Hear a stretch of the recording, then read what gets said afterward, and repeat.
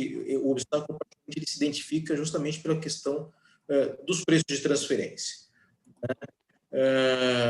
Existe o Tratado Brasil e Suécia, né? Nós tivemos algumas decisões ao longo do tempo interessantes para o relacionamento comercial e as questões fiscais do ponto de vista judiciário do fisco, né?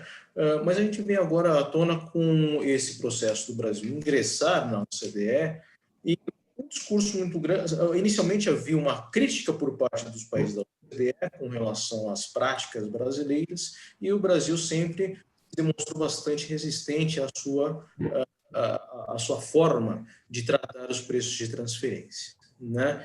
Até então que nós, já vou compartilhar aqui com todos vocês, até que então em fevereiro de 2018, né, se formou um grupo entre a Receita Federal, né, e a OCDE para discussão dessa harmonização e convergência das regras de preços de transferência, né, entre o Brasil e a OCDE. Nós temos aqui, então, já um momento no qual nós estamos caminhando rumo à convergência, como se diz. O resultado foi iniciado em fevereiro de 2018, né, com os pesquisas de dados e também juntamente ao setor público, mas as empresas participaram bastante nisso também. Os grandes pontos, por assim dizer, que se identificou quando se tratava, se confrontava a prática brasileira com a prática da OCDE, é de que havia entre as duas, da superposição entre as duas, da intersecção entre as duas, havia uma possibilidade de dupla tributação, como também algumas lacunas, onde nem lá nem cá havia tributação. Então, esses são dois, por assim dizer, dois dos pilares e princípios que guiam essa convergência, que é justamente de se evitar que haja uma dupla tributação, mas também evitar que exista uma evasão fiscal. Evasão não é propriamente um bom nome, mas é que evitar que existam as lacunas fiscais, de forma que nem cá, nem nos países da OCDE houvesse deixassem de ser tributados, né? Se passou, então, a haver algum consenso com relação ao alinhamento entre o Brasil e a OCDE, né? Tomando por base as guidelines de preços de transferência já publicadas na OCDE. Atualmente, as últimas guidelines foram publicadas em 2017, né? E, por outro lado, nós temos uma situação interessante, e acho que aqui eu explico por que convergência é uma boa palavra, né? Em todos os documentos da OCDE que nós lemos hoje, nós lemos duas palavras, que é certainty and simplicity, né? Então, por assim dizer, em que pese haver críticas, em que pese houvesse críticas com relação à prática brasileira, a prática de margens fixas, que sempre foi praticada no Brasil, de alguma forma dava alguma segurança, porque, num resumo bem resumido, nada mais era necessário além de se aplicar uma fórmula, né, com as margens pré-determinadas de acordo com os ramos de indústria, né? Isso, de certa forma, em que pese não ter sido declarado, mas vem sendo harmonizado e, de alguma forma, aceito pela OCDE. Não diria aceito em termos de que é assim que vai funcionar necessariamente, mas nós vamos ver como isso, então, passará a ser aceito, né? Que é justamente a possibilidade de transformação dessas margens fixas em safe harbors, né? E o que isso quer dizer? Eu vou retornar aqui um pouquinho num ponto que é assim. Hoje o que nós temos numa situação no qual no Brasil nós temos esses métodos de cálculo, todos eles baseados em margens fixas. Os seus correspondentes na OCDE, de alguma forma, todos esses três primeiros grupos, de alguma forma, calculados, por assim dizer, apurados a partir dos preços de venda, grosso modo. E na OCDE, dois métodos que nós não temos no Brasil, né, cujo ponto de partida, cujo princípio, cuja base é o conhecimento de qual é o lucro, né? Net margin, o método de margem líquida, né? Na transação entre as partes relacionadas, e também uma divisão do lucro entre as partes relacionadas. A questão de cálculo acho que não é tão relevante nesse momento, mas o que eu acho que é importante é que, na medida que nós temos esse cenário no Brasil e esse cenário atual da OCDE, em alguma medida nós passaríamos a ter também a adoção ou aplicação, em alguma medida, dos métodos de Transactional Net Margin Method e também do Profit Split, né, o Transactional Profit Split Method, né? Quais são as questões que surgem com relação a isso, né? Bom, nós temos uma prática brasileira de que a gente vamos aplicar qual é o melhor método. O melhor método são os métodos que estão calcados em margens pré-determinadas e que têm uma certeza com relação à aplicação da fórmula. Nos dão essa segurança, ou seja, nada mais vai acontecer a não ser aplicar essa fórmula se apura se há ou não um ajuste. A OCDE tem uma abordagem diferente. Eles pretendem identificar qual é o método mais apropriado, né? Que não pode parecer uma questão de semântica, mas muitas vezes o cálculo a partir do preço não necessariamente revela todas as características de uma relação que pode se revelar em função da apuração de um lucro, de conhecimento de um lucro, né? Por exemplo, aqui, quando nessa abordagem da OCDE a gente parte de um método mais apropriado numa relação entre as empresas, se parte também do conhecimento de qual é a função de cada uma das empresas nesse relacionamento, quais são os riscos assumidos, qual é o impacto disso no lucro, né? E essa margem de lucro é uma margem apropriada a partir de então, tendo esse lucro, essa margem é uma margem apropriada comparativamente ao que se teria se não fosse um relacionamento entre partes relacionadas, né? É uma abordagem bastante diferente. Falando para os financistas, por assim dizer, a gente tem despesas operacionais assumidas de forma diferente conforme a função de cada empresa nesse relacionamento comercial ou intragrupo, que muitas vezes não se revela a partir da abordagem simplesmente do preço e se aplicando uma margem para se expurgar os valores, né? Daí que a OCDE aqui ela traz esse critério de análise metodológica e de funções, né, de quem participa das relações. E aqui, qual é o ponto, eu acho que por último, que é interessante, justamente comparativamente a certeza da aplicação da fórmula. Existe alguma possibilidade de juízo, né? E é isso o que acontece hoje, isso é uma prática comum na OCDE, né, nos cálculos das relações de preço e transferências, e os trabalhos lá são bastante aprofundados de forma a se demonstrar qual é a função, o risco assumido por uma empresa num determinado relacionamento comercial. Tá? Traduzindo isso para o Brasil, o que nós teríamos então? Né? Deixa eu passar aqui já, que acho que isso é mais interessante. Né?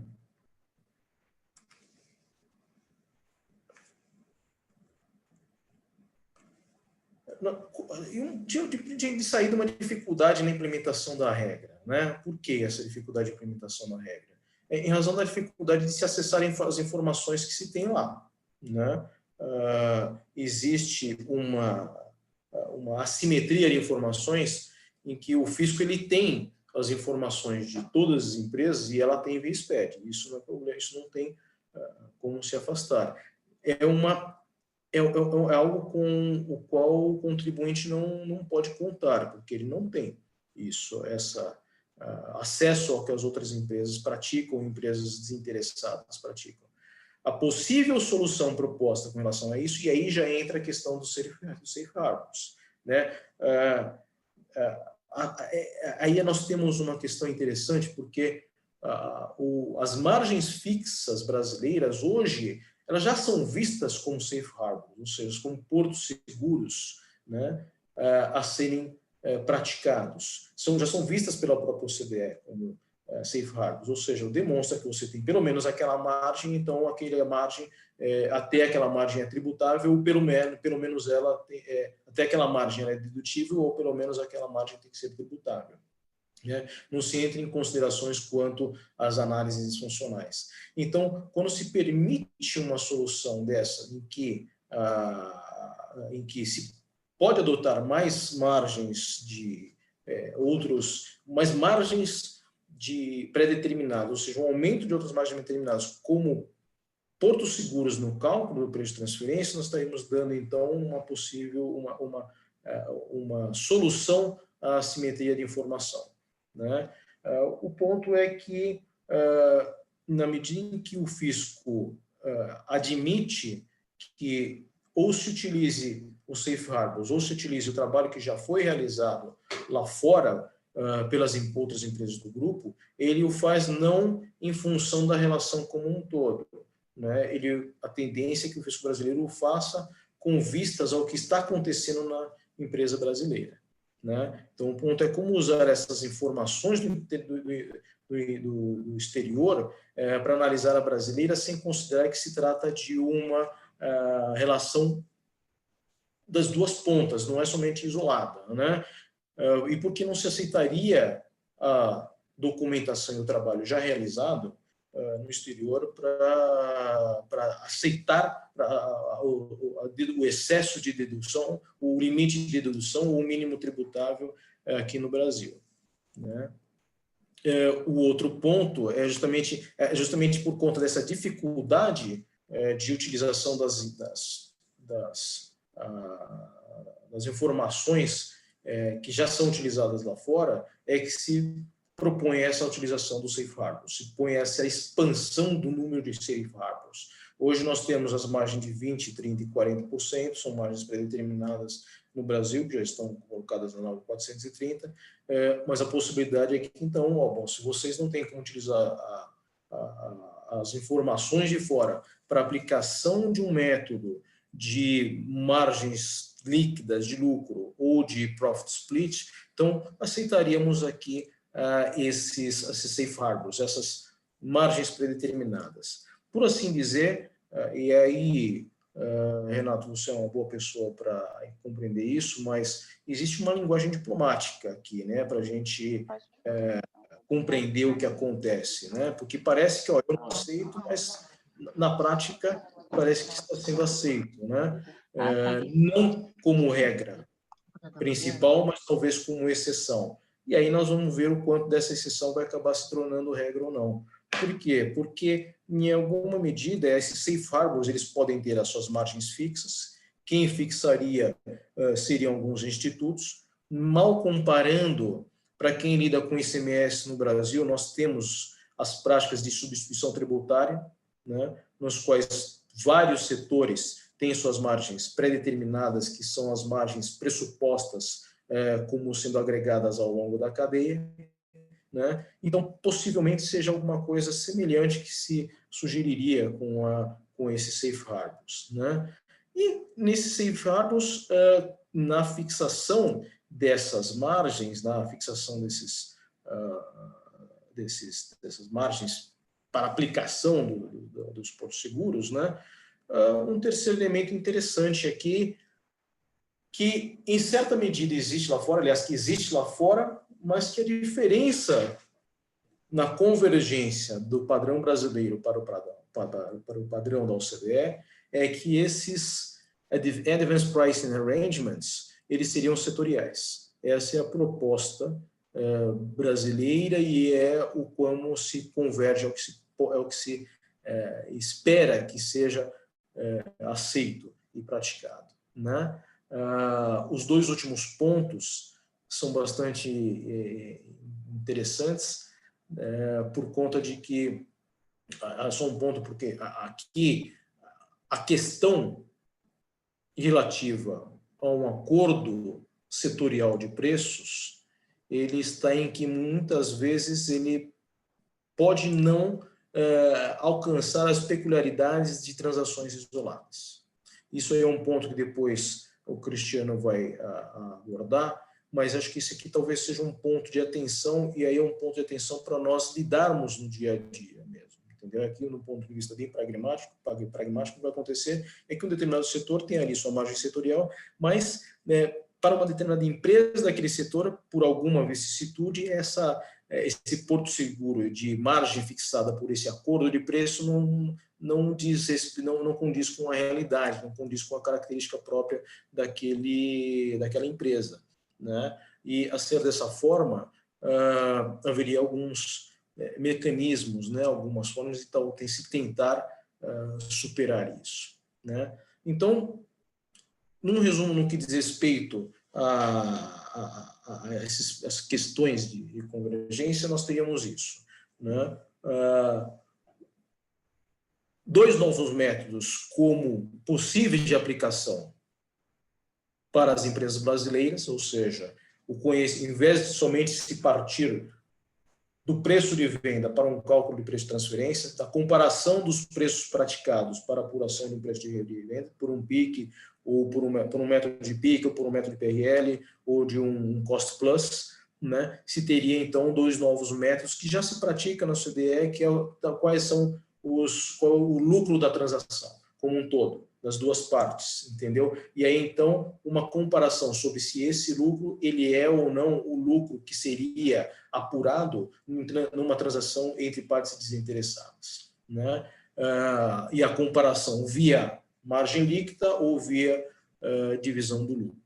Na impossibilidade ou dificuldade de se conseguir praticar um desses dois métodos, e a escolha do método tem as suas características próprias, uma questão de, a depender do relacionamento, uma somente contribui com a distribuição, ou uma empresa assume todo o risco, então a margem líquida não faz muito sentido, então o método de divisão de lucro seria mais adequado, né? Dependendo de qual for a escolha, nenhum dos dois sendo possível, nós partiríamos para os portos seguros, né? Praticados aqui com um aumento do leque de margens fixas, né? Seria essa a tendência, ou a prática desses acordos setoriais de preço, né?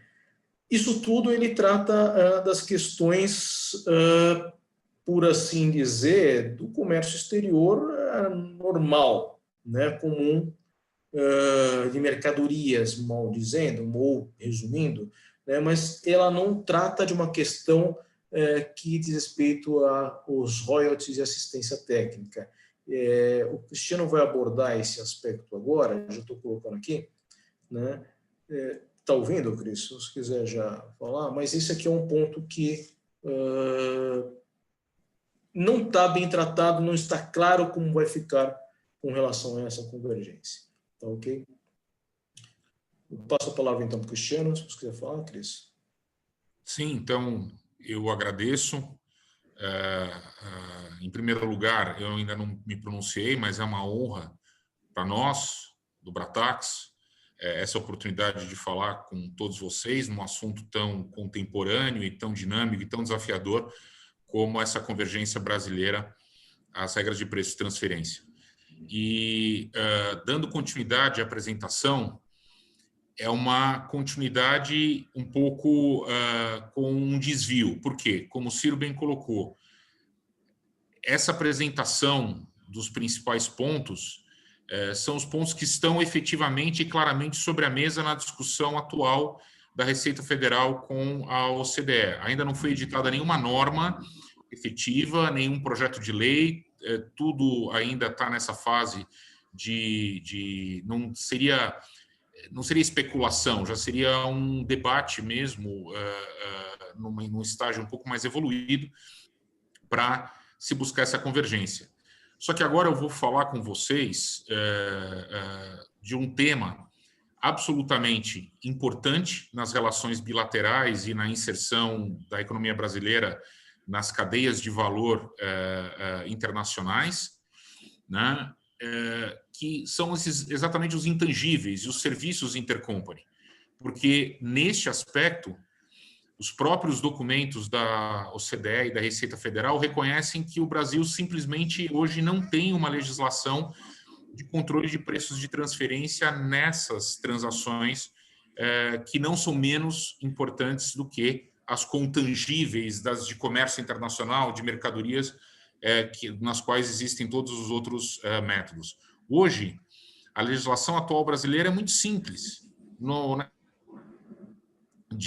Quando o Brasil ele importa um serviço ou um intangível, uma tecnologia, simplesmente essa transação, com uma parte relacionada, está excluída por completo do controle de preços e transferências. Né? Isso aqui é o parágrafo 9º do artigo 18 da Lei 9430. Mas tem uma nuance aqui, que, fazendo a própria interpretação da legislação do complementar do regulamento do imposto de renda, que está transcrita aqui, quando existe a necessidade de averbação do contrato no INPI, faz-se uma interpretação sistemática de que o que está fora do controle de preço de transferência são as transações com know-how e assistência técnica sujeitas a registro no INPI. Se você não tem o necessário registro do contrato no INPI, por ausência de transferência de tecnologia, existe sim a aplicação das regras brasileiras de preço de transferência. Mas também agora veremos o próximo slide. Ciro, você me ajuda, por favor?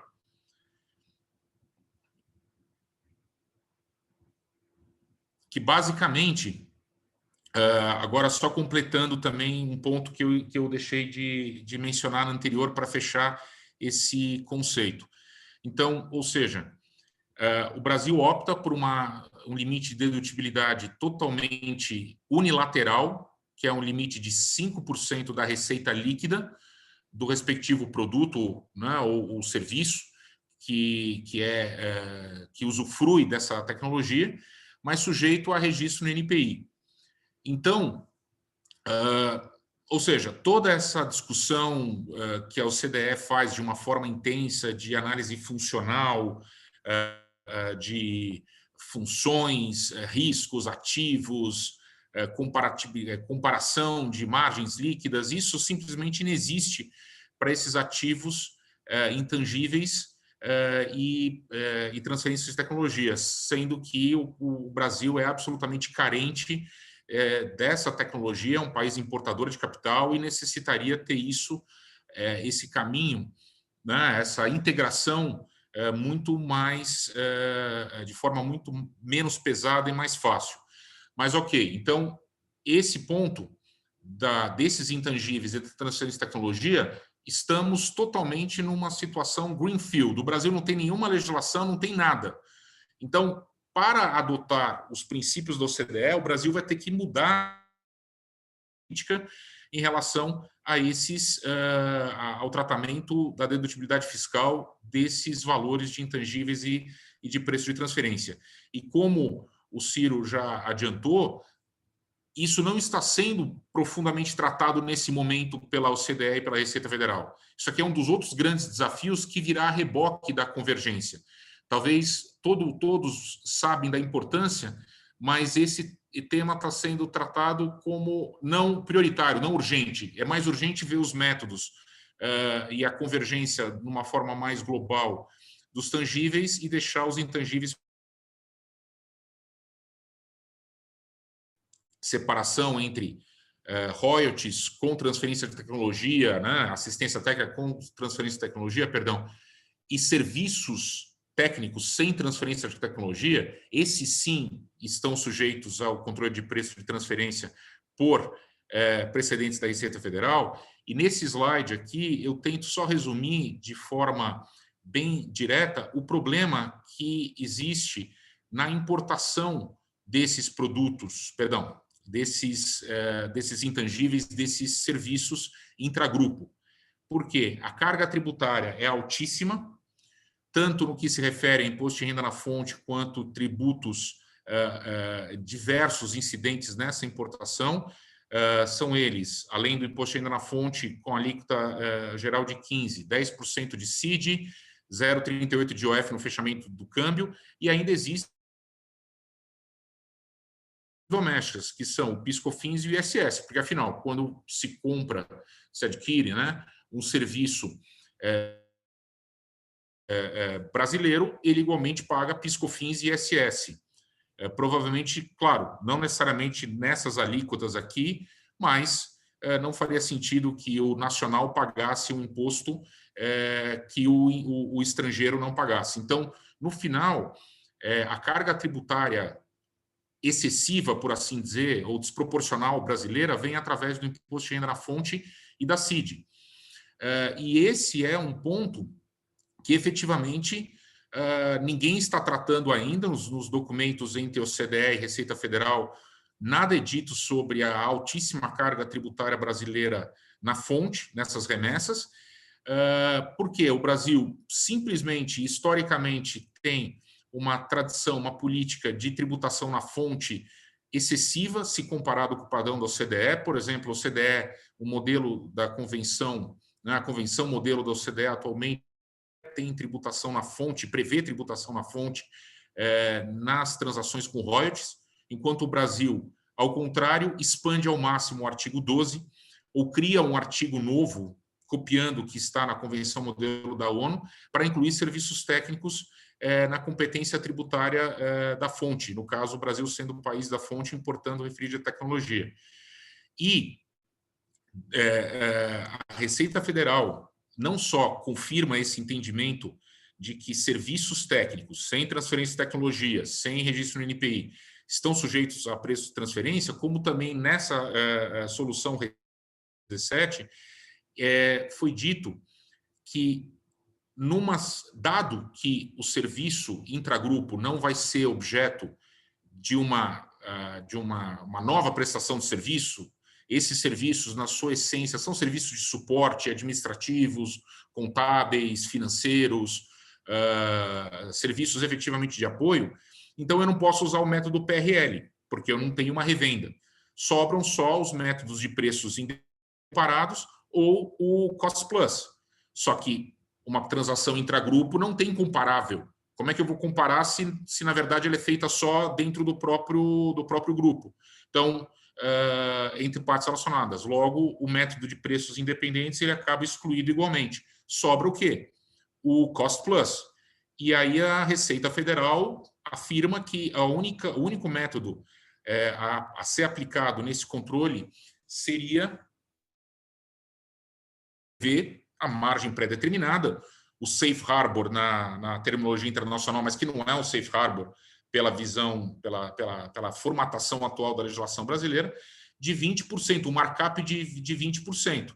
Um markup de 20% sobre o custo equivale a uma margem bruta de 16,6% sobre o preço total. E se o Brasil tem a posição de que, quando o serviço é remunerado por uma fonte brasileira, existe uma tributação de 15% sobre o valor bruto, eu tenho, comparativamente, ou no final do dia, uma carga tributária efetiva de 90%. O lucro máximo que, no caso, a empresa estrangeira pode ter é 16,66% do preço total. E o Brasil tributa na fonte 15% do preço total. Ou seja, para que eu vou fazer controle de preço de transferência se o Brasil já vem com uma alíquota confiscatória sobre o lucro gerado no exterior, né? E agora eu vou fazer a conexão com a convergência da OCDE. Ciro, você passa o próximo para mim, por favor?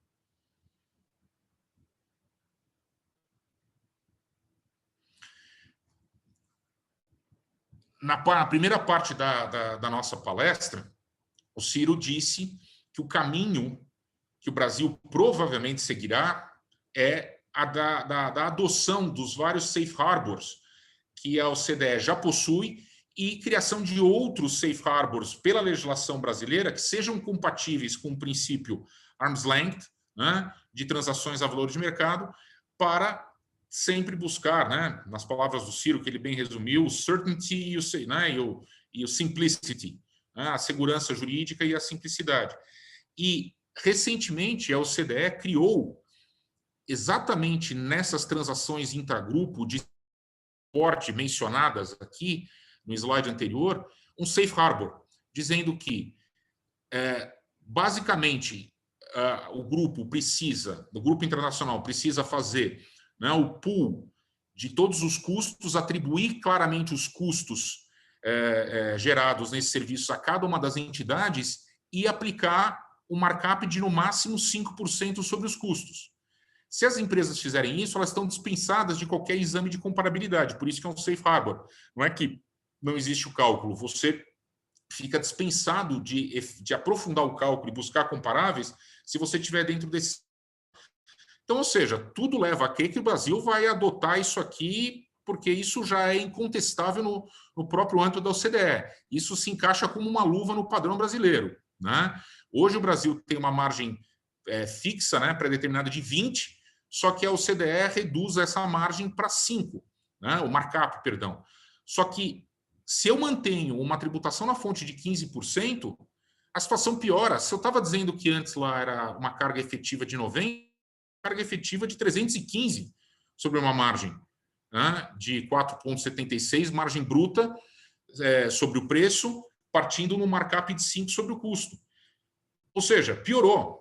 Né? A situação vira, o que já era dramático fica mais dramático ainda, fica absolutamente intolerável. Se antes 90% já era, né, algo fora de qualquer padrão, imagina 315%. Então, por que o Brasil vai querer fazer, ou precisa, é necessário um controle de preço de transferência para evitar a erosão de base tributária, se o Brasil de largada já tributa 315% do lucro auferido no exterior, né, gerado na transação. Então, vem a pergunta que eu faço no final desse slide. Ninguém está mencionando convergência essas outras questões que são tão importantes quanto a criação dos novos métodos, né, os outros safe harbors, a publicidade das informações comparáveis, os advanced price arrangements que o Ciro mencionou. Isso está sendo relegado para um segundo momento, mas se isso não for resolvido concomitantemente no processo de convergência, vai ser enxugar gelo, porque pelo menos nessa parte de serviços ou se mexe profundamente nessas outras áreas, ou senão não vai dar certo, tá? Ciro, já para agora ir mais já para o final da nossa apresentação e tenhamos aí bastante tempo de debate.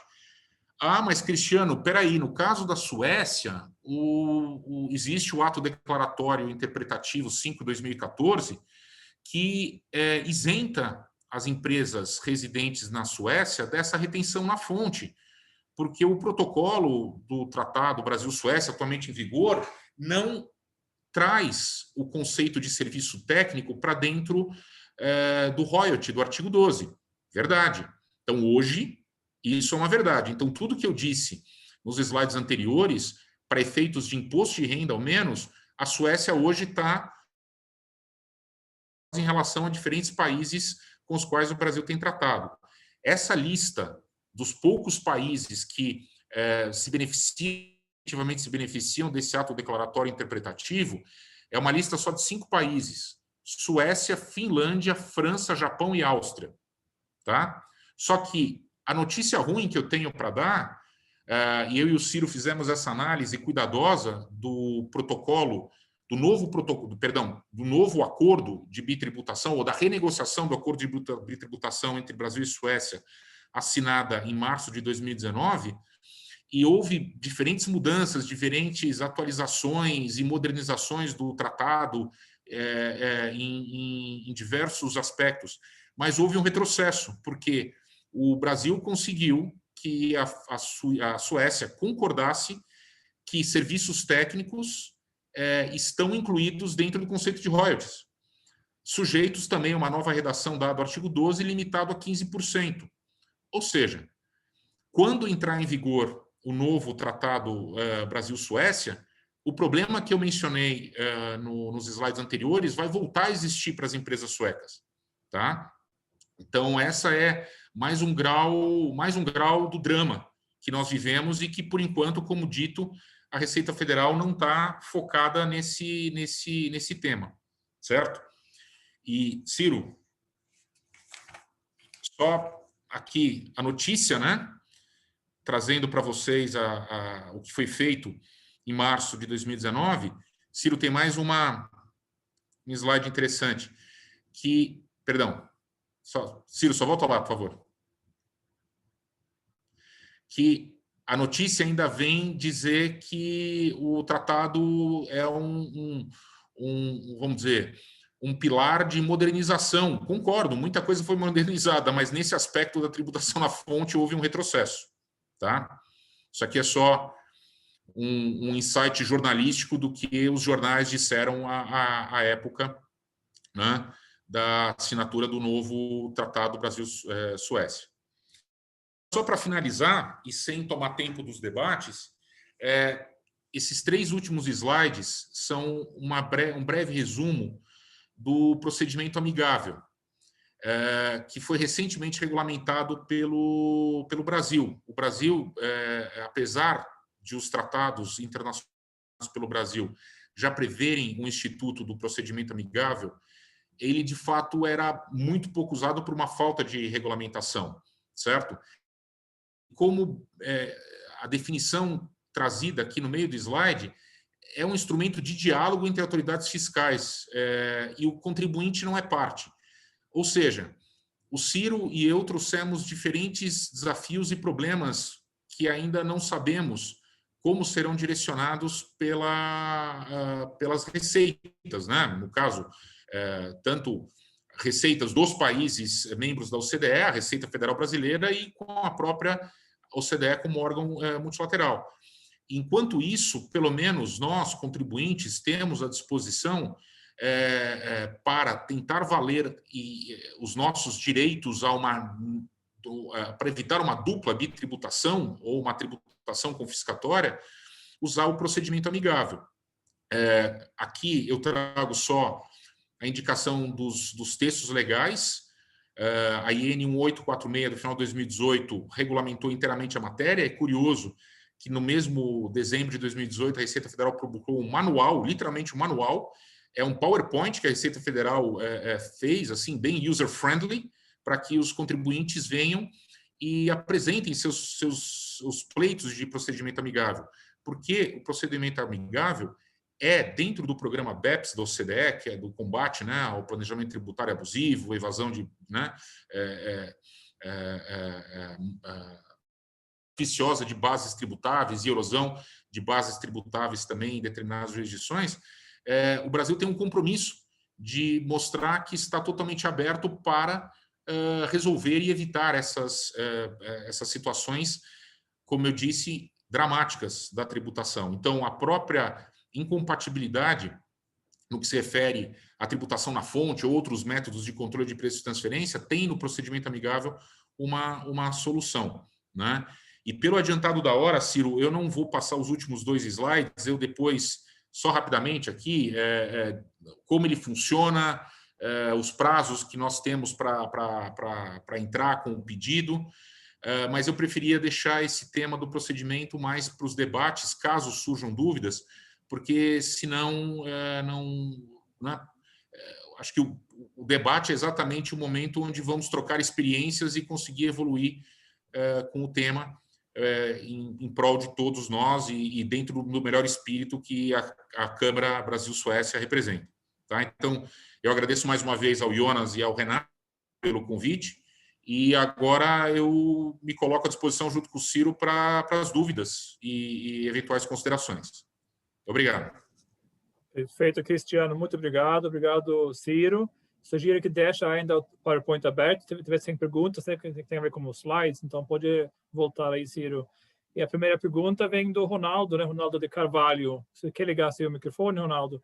Eu entendo que não tem perguntas fáceis, curtas, nem respostas, mas vamos tentar agilizar a pergunta e a resposta para ter mais pessoas, dar mais oportunidade para fazer mais perguntas. Mas, Ronaldo, pode começar, por favor. Boa tarde, obrigado pela oportunidade. No começo da apresentação do Ciro, achei muito importante as colocações sobre o que teríamos de base para serem feitos os comparativos.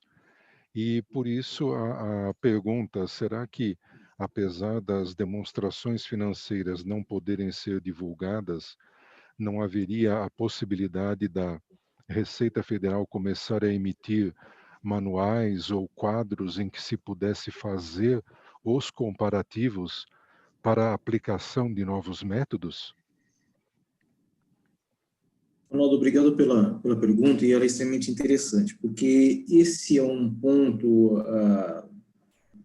talvez, um dos principais pontos de discussão, porque diz respeito à assimetria de informações entre fisco e contribuinte, e entre contribuinte também, porque muitas vezes você não tem bases comparáveis. Então, ainda que você queira comparar qual é o lucro que você apurou na transação do grupo, você não tem como comparar para o terceiro, porque no Brasil a gente não, as demonstrações financeiras não são publicadas, né? Você não tem essas publicações. E, eventualmente, também as empresas de fora não querem trazer para cá todos a evidência da sua aplicação.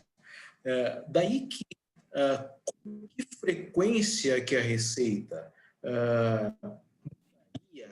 né, ou aceitaria a publicação dessas informações, tal como você está sugerindo, não é algo que está claro, né? A minha impressão é de que ela não será feita de forma tão frequente, porque na medida em que você faz mudanças com alguma frequência, você acaba não tendo uma certeza e simplicidade, né? O que se pretende com essa convergência, o que eu acho que é interessante, que o que a OCDE de alguma forma está admitindo, é que a aplicação de margens fixas, de algum modo, né, permite que você tenha essa certeza e essa simplicidade, né? Ela te permite, ela te desonera, né, te dispensa de fazer uma crítica quanto a funções e ativos, né? Mas, na medida em que você tenha já um padrão, né, fixado para essas margens, digamos assim, aí sim, individualmente, talvez se consiga trabalhar as mudanças, né, de cada uma delas, entendeu? Então, de novo, tomando como exemplo o que os fiscos estaduais fazem, mas que a gente percebe que algumas vezes nos fóruns de discussão se toma como exemplo, as margens fixas da cadeia, elas não são modificadas todas a todo momento, né? O que vai caber aqui é que o contribuinte ou o seu setor trabalhe para demonstrar para o fisco que essa realidade que vocês estão colocando aqui não é uma realidade que condiz com a nossa realidade, né? E aí é um trabalho a ser feito, entendeu? E aí vai surgir um trabalho a ser feito. Não sei se eu respondi isso. Sim, muito obrigado, doutor. Muito obrigado. Pereira tem pergunta? Toscânia?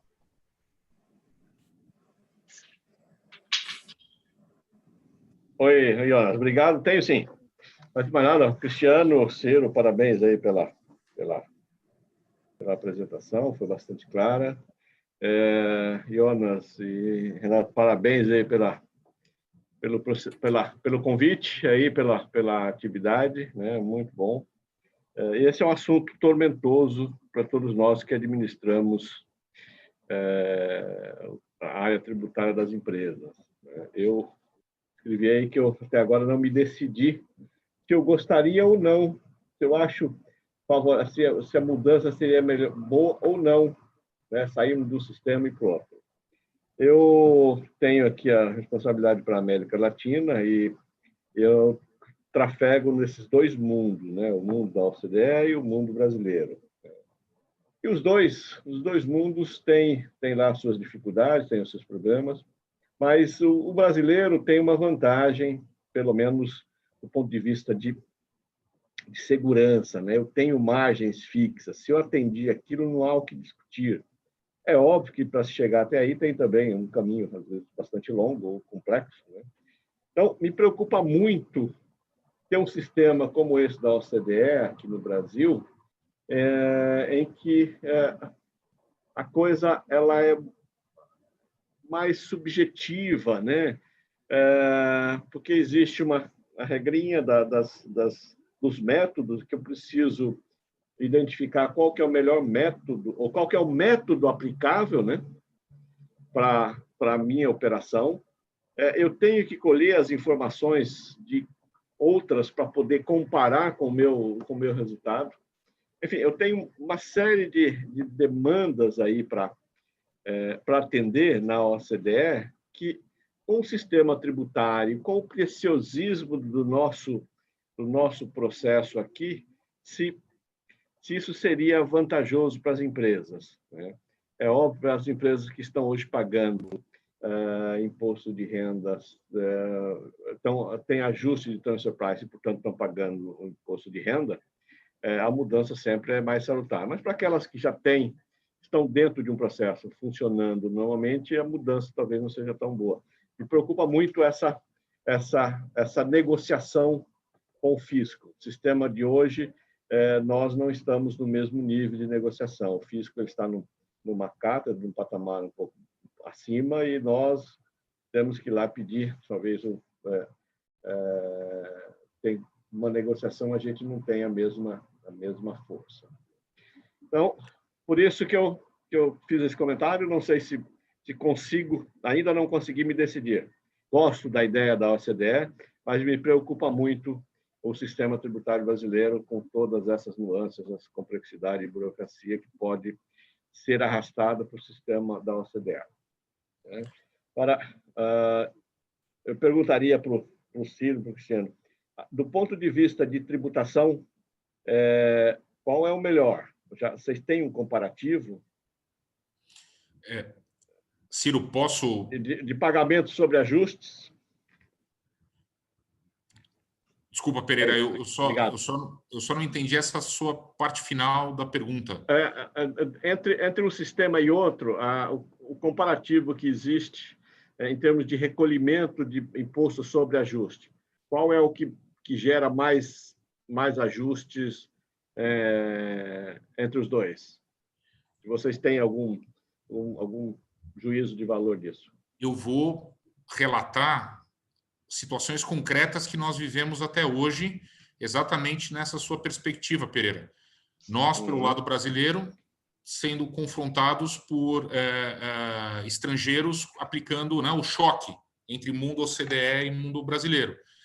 E o que nós podemos efetivamente dizer e concordar com você é que, enquanto o subjetivismo imperava do lado de lá, aqui nós tínhamos, podia ser ruim, né, o resultado, mas era um resultado certo, ok? Então, pelo menos para efeitos de volume até de energia aplicada no processo, nós aqui no Brasil sempre ficávamos muito aquém do exército de pessoas que tinham que trabalhar lá fora, entre economistas, financistas e advogados e contadores, para chegar a fazer uma análise subjetiva que aqui no Brasil era algo muito mais linear. Então, como do lado, vamos dizer, de simplicidade e certeza, sem sombra de dúvida, o método brasileiro ele acaba prevalecendo e sendo muito melhor. E são palavras, isso que você defendeu agora, Pereira, teve um movimento, teve um manifesto, né, Ciro, logo no começo, quando houve a primeira divulgação em 2019, acho que foi em setembro, que o Brasil estava, foi o primeiro resultado desse estudo, alguns professores da Faculdade de Direito, alguns profissionais da área, já com uma fundamentação acadêmica, fizeram um manifesto exatamente nesse sentido, falando, olha, o Brasil não tem que abrir mão do seu método, não, porque a sua metodologia pode ter seus problemas, mas não existe mundo perfeito, tá? Ou seja, eu também concordo que o método brasileiro deveria prevalecer, mas dentro do jogo político o Brasil vai ter que ceder, e o caminho do safe harbor, que é o caminho que o CDE aceita, mas com moderação, eu acho que aí vai ser o momento em que o Brasil vai conseguir impor um pouco a sua metodologia. Alargando os safe harbors, mas também não transformando o safe harbor numa regra única, como nós temos hoje, porque hoje a margem pré-determinada é uma regra única. Flexibilizar exatamente todas essas margens setoriais que seja, para que aquela empresa que não queira efetivamente entrar nesse mundo da OCDE e se conforme com o pragmatismo brasileiro, opte pelo sistema brasileiro. E aquelas que estiverem inseridas em cadeias de valor muito complexas, e principalmente com intangíveis, e onde a OCDE gasta mais papel e tinta escrevendo sobre o problema de valoração de intangíveis e tecnologias, aí vai ter que fazer esse mundo, alocar esse exército de pessoas, de profissionais, para fazer essa análise subjetiva. Então, hoje nós não temos escolha, mas a ideia, talvez, a médio prazo, essa convergência brasileira seja nesse caminho. Vai ser o Brasil não vai se dobrar integralmente, é pelo menos o que está aparecendo pelas manifestações e pelo material até hoje divulgado. Mas manter integralmente o sistema brasileiro, eu acho que é muito, vamos dizer, é utópico, né? Pelo cenário atualmente em que estamos inseridos. Eu acabei falando, não sei, Pereira, eu consegui mais ou menos direcionar um pouco a tua dúvida. Eu acho que eu fiz mais um desabafo do que uma resposta. Acho que a minha também foi mais desabafo. Não, tá de bom tamanho, Cristiano. Obrigado pelo retorno. Parabéns. Se você quer completar alguma coisa? Uma colocação interessante. Sim, tá ouvindo, sim. Stop share, tá aqui. Essa provocação bastante interessante, Pereira, e essa é a dúvida, né? Se vale a pena a gente sair do que a gente já conhece para migrar para alguma coisa que a gente sabe que é um pouquinho mais tortuoso e tem esse subjetivismo, como você bem coloca, né? Mas eu tinha comentado com o Renato uma brincadeira que a gente está tratando de um assunto que tem muito de linguagem diplomática, né? Eu falei do Renato porque a presença dele é muito oportuna quando a gente trata desse assunto, porque de fato você tem que entender o que está sendo dito, embora não esteja sendo falado, né? Então, nesse caso que nós estamos tratando de convergência Brasil e OCDE, né,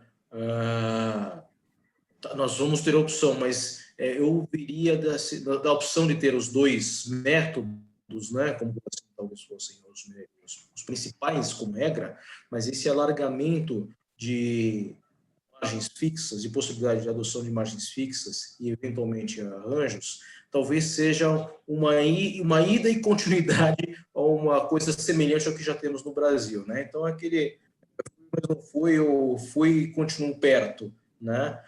De forma que de fato um receio e um medo, mas eu acho que talvez seja um receio e um medo, mas para uma realidade um pouquinho talvez um pouco menos subjetivo, não tão subjetivo quanto a que se impõe na prática das posições da OCDE. Tá? Obrigado, Ciro. Pessoal, eu estou vendo aqui, enfim, um pouco do chat box, tem sobre perguntas, e vendo aqui também o nosso relógio aqui a correr, né? Eu ia fazer, na verdade, só um comentário, e aí, se ninguém tiver depois mais nenhuma questão, eu devolvo a palavra ao Jonas para o encerramento, mas, assim, nós sabemos que a Suécia foi um dos fundadores da OCDE, ainda no começo dos anos 60, em 61, né? E o Brasil, praticamente, salvo engano, protocolou o pedido de adesão apenas em 2017, até por ocasião, acho que muito pelo clima de euforia da reforma previdenciária, que também é uma outra componente muito importante no aspecto macroeconômico, né? Agora, nós tivemos aqui, pelo possível, para o Cristiano, um comentário de vocês, tem um país latino-americano, quer dizer, já nos anos 90, o México, né, quer dizer, já em 94, acabava ingressando na OCDE, e depois, agora, recentemente, esse ano, praticamente, a Colômbia também foi admitida como membro permanente, né, na OCDE. Então, nós vemos assim que, apesar da economia mexicana e a economia da Colômbia juntas não serem ainda a economia brasileira, né, quer dizer, o Brasil tem essa dificuldade justamente por adequação das suas políticas de buscar uma integração mais forte. Então, assim, eu não sei, na visão de vocês, quer dizer, como é que a gente pode enxergar como realista ainda, ou não, essa aceitação do Brasil nesse hall dos chamados países ricos, né? Quer dizer, eu não chamaria talvez a Colômbia ou o próprio México um país rico necessariamente, são economias fortes, mas evidentemente tem com grandes desafios sociais. Então, me parece assim, que eu o comentário de vocês, o desafio dessa convergência não é apenas jurídico, né? Mas tem uma questão social, porque acho que, como o Pereira falou, que cada empresa tem uma necessidade, cada metodologia tem uma cultura empresarial, e o Brasil ainda não conseguiu definir a sua própria cultura. Estamos aqui ainda a discutir uma série de parâmetros, ajustes, né? Como formular os critérios melhor. Eu queria ver um pouco de vocês, quer dizer, Ciro, Cristiano, rapidamente, antes de passar para o João do encerramento, como é que fica essa questão um pouco da realidade dessa admissão do Brasil ou não ao OECD. Já tem agora praticamente 4 anos, foi 2017, e quando nós comparamos com o Mercosul, cujas negociações começaram há 20 anos atrás, 21 anos atrás, né? Demorou 20 anos para chegar numa, enfim, aceitação de mútuo acordo. Então, é só um ponto para reflexão. Obrigado por comentários. Vou começar, Cris, depois se você quiser complementar, mas, Renato, em 2018, logo quando começou esse trabalho entre a Receita Federal e a OCDE, nós promovemos um encontro entre colegas, um seminário que nós promovemos todos os anos, e trouxemos uma colega da Colômbia, né? E ela nos deu um relato muito interessante, porque para entrar na OCDE, quer dizer, não foi um trabalho de 1 ano, não foi um trabalho de 2 anos, não foi um trabalho de 3 anos, não, foi um trabalho de quase 2 décadas, pelo menos, nos quais eles começaram a agir, né, meio como a mulher de César, né, tem que parecer, então você tem que começar um trabalho de adequação das suas regras para que então, ok, agora você não dá para você ser e então se transformar, não, você tem que ir se transformando ao longo do tempo, agora eu te aceito, né, e eu tive nesse fim de semana com uma colega, uma grande amiga minha, que trabalha numa corporação na área de relações governamentais, e ela me chegou assim e comentou, Ciro, em Brasília só se fala no CDE, né? Em Brasília só se fala no CDE. Então, Renato, eu acho que é uma discussão que nós não podemos ficar de fora, sob risco de que, quando acontecer, nós não vamos estar bem posicionados. Então, a gente precisa participar das discussões para saber o que a gente aceita e o que a gente não aceita. E o que não for bom para saber quais são os pontos claros de negociação necessária, para que, então, a gente possa realizar as negociações e saber o que vai ser aceitável ou não. Dentro da premissa de que é, sim, interessante fazer parte da OCDE. Nós sabemos disso, entendeu? Não é simplesmente um carimbão lá, poxa, agora você é um país rico. É um país rico do tamanho de uma economia, como você mencionou. México e Colômbia juntos não dão Brasil, entendeu? Não é esse o ponto, né? Mas se trata de uma aceitação, né? De ter regras claras, de uniformização de regras. Estamos falando de questão fiscal, mas tem questão de lavagem de dinheiro, corrupção, toda a questão jurídica envolvida com relação a isso, e como é que você regulamenta a aplicação dessas relações jurídicas. Então, é tudo isso que a gente está sabendo, que facilite, enfim, as questões de troca entre todos os países do mundo, né? Um outro ponto que está sendo discutido e que tangencia esse é a questão da tributação da economia digital, né? E aí, vamos participar ou não vamos participar dessa discussão? Não dá muito para ficar de fora disso também, né? O Google e o Facebook não são empresas brasileiras, são empresas americanas. Isso é um grande ponto de discussão, porque os Estados Unidos foi, mas não foi, e agora não está querendo ir, não, mas agora vai mudar o governo, parece que não querer discutir de novo, né? Mas não dá para ficar muito longe para pensar que são 2 cachorros grandes que tem lá, não quero nem saber. Não dá muito. E aqui já não se trata mais de uma discussão sobre os cachorros grandes, né? Nós estamos ali entre o oitavo, movimentando entre o oitavo ano, o nono e oitavo economia do mundo, o dólar sobe, desce, a gente fica nesse vai e vem, mas a gente tem que participar dessa discussão e na minha opinião, ela vai acontecer, entendeu? Nós, em algum momento, nós vamos, de fato, ser aceitos na OCDE. A gente não foi, né, Cris? O Trump sugeriu a Argentina antes, quando a gente já estava quase tudo pronto, não, a Argentina tem que ir antes. Cara, vai ter cara lá, né? Mas ele não é o nosso, ele não é o político no qual a gente vota, né? Então, a questão supera a questão, entre os estados. Mas isso foi meio que era um pouquinho aí no Brasil. Mas, na minha opinião, isso vai acontecer. E na perspectiva de que isso vai acontecer, porque a gente já vem se preparando há tempo por isso, o Brasil já é um membro que, embora não seja um membro integrante, ele faz parte de praticamente todas as discussões, ele é um membro, ele faz parte do framework, que é o que se fala, né, do Inclusive Framework. Então, não se lida com o Brasil como se ele fosse alguém que, não, deixa o Brasil de fora, porque o preço de transferência lá é uma bagunça, né? Então, acho que vai acontecer. Obrigado, Ciro. Cristiano, por favor. Então, Renato, obrigado. Só breve, eu vou também relatar uma experiência que eu tive em 2018. O Ciro falou que realmente em Brasília era o CDE por todos os cantos. Eu tive a oportunidade de representar um cliente junto à Receita Federal. Nós fomos lá conversar exatamente para dar entrada num procedimento amigável que envolvia essa questão de preço de transferência. A receptividade, a disponibilidade, o interesse da alta cúpula da Receita Federal. E outra coisa, a Receita Federal é que nem Polícia Federal, são órgãos de Estado, não são órgãos de governo, tá? E todos funcionários de alto gabarito, altamente qualificados. O interesse pela OCDE e pelas normas e pela integração, sabendo, inclusive, a primeira coisa que você precisa saber é que você não sabe, né, alguma coisa. Então, você tem que reconhecer. E eles humildemente falando, olha, a nossa legislação não está preparada para o mundo OCDE, mas teremos que fazer. E aí, conversando com mais uma ou outra pessoa, sabe, você vai juntando quebra-cabeças. E o projeto do OCDE, eu concordo com você, Renato, foi uma coisa assim, surgiu em 2017, foi em maio de 2017, né, pelas mãos do Henrique Meirelles, e foi logo um pouco antes do escândalo, né, que atingiu o governo Temer, lá da JBS, que deu uma balançada, mas foi naquele momento. O fato é que o projeto de acessão à condição de membro efetivo da OCDE já virou uma política de Estado brasileira, não é uma política de governo. Talvez só uma guinada, talvez muito de ultradireita, que não seja agora de ultradireita, mas uma guinada muito forte. Mas qualquer um que no centro, um pouquinho para cá ou para lá, vai continuar, porque já existe um engajamento. E o Ciro bem falou, o Brasil, para efeitos tributários, a pedra no sapato de transferência, isso, né, o que eu falei de tributação na fonte, tudo isso resolve rápido, porque é uma questão só de... tá bom, então, para países que tenham tratado com o Brasil, não tem mais tributação na fonte, pronto, resolveu, membros da OCDE, pode-se resolver isso numa canetada.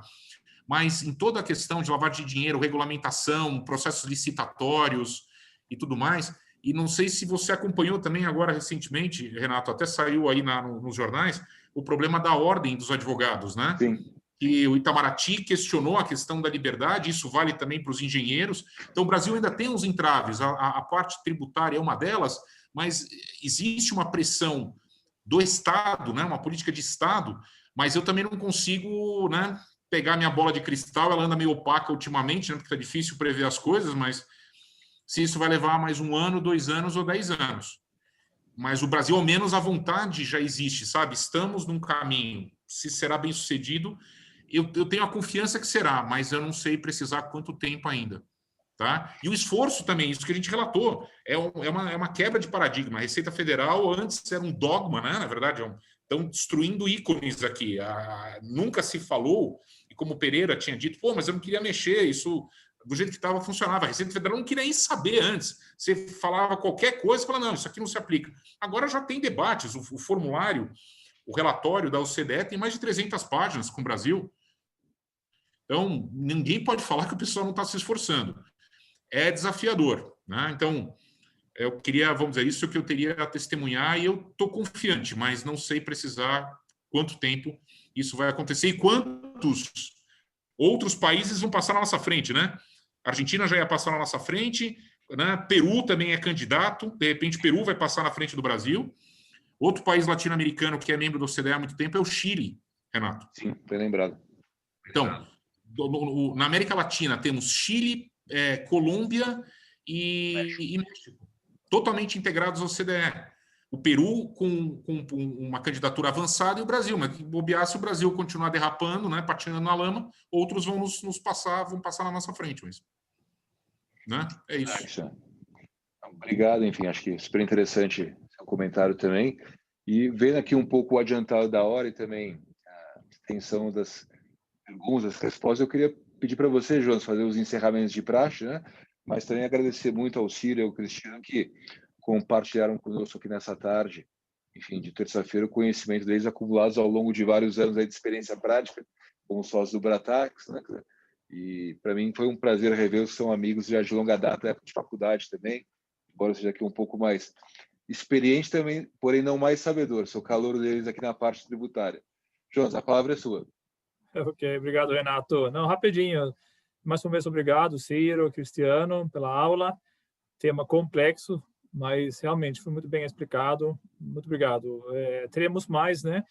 E estou vendo aqui Eduardo, da SKF, que também está muito ativo do grupo tributário. Então, sugestões para mim, para Eduardo, para ano que vem. Hoje, dia 24 de novembro, daqui a um mês é Natal, não quero assustar ninguém, mas o ano está acabando.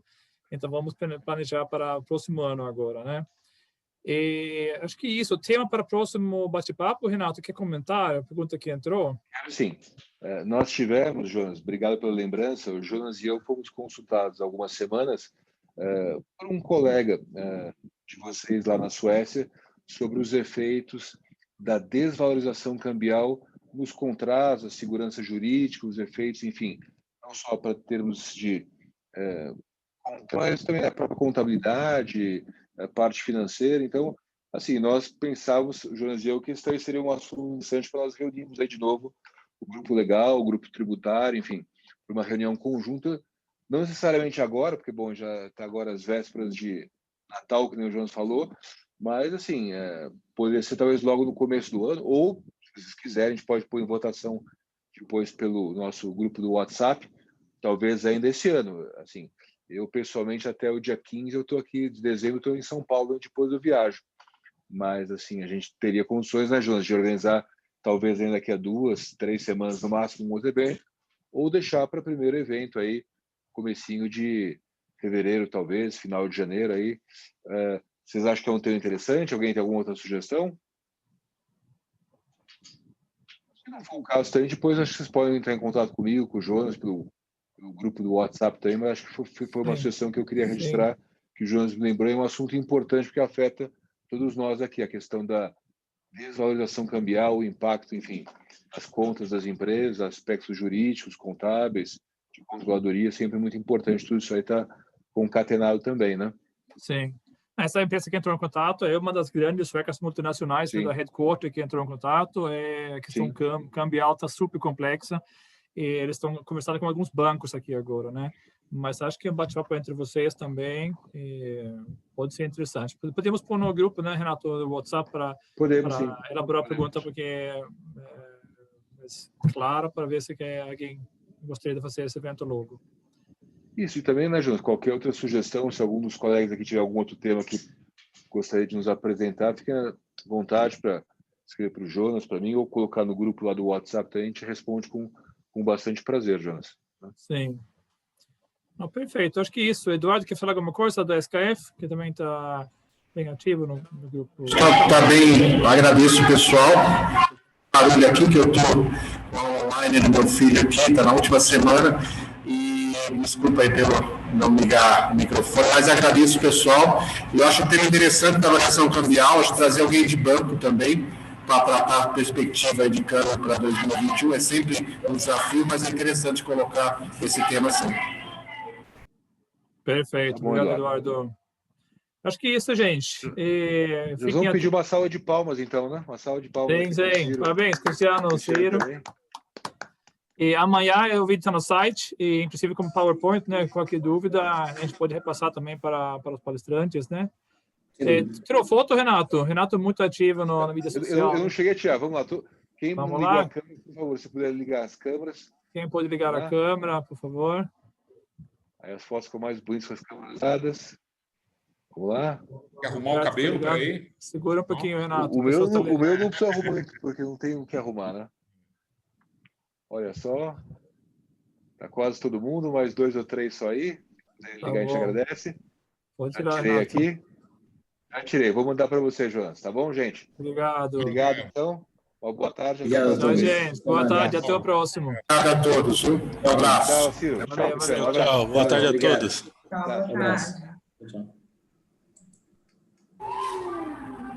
Tem a brincadeirinha, né, Pacheco?